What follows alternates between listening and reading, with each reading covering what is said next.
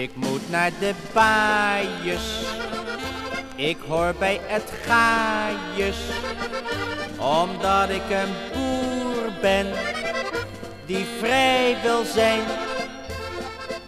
Ik moet naar de baaiers, ik hoor bij het gaaiers, omdat ik een boer ben die vrij wil zijn.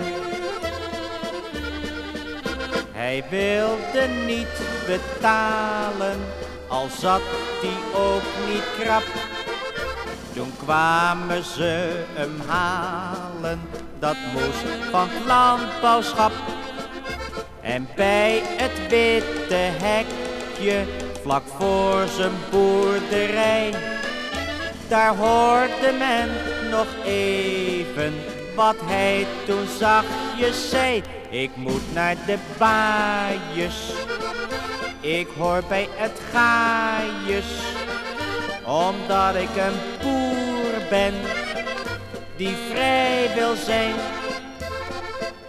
Ik moet naar de baaiers, ik hoor bij het gaaiers, omdat ik een boer ben die vrij wil zijn.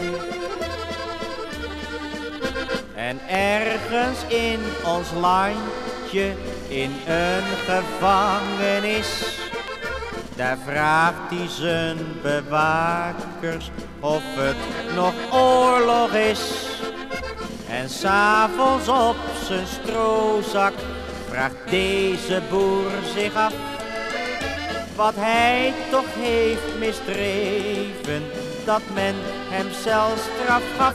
Ik moet naar de baaiers, ik hoor bij het gaaiers, omdat ik een boer ben die vrij wil zijn. Ik moet naar de baaiers, ik hoor bij het gaaiers, omdat ik een boer ben die vrij wil zijn. En al die stoere boeren, nog zwoegend voor het gezin, gaan als ze niet betalen het grauwe celhok in.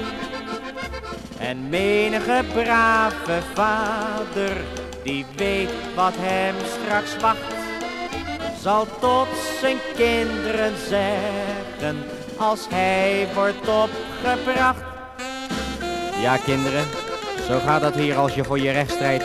Dan moet je naar de baaiers, dan hoor je bij het gaaiers, omdat je een boer bent die vrij wil zijn.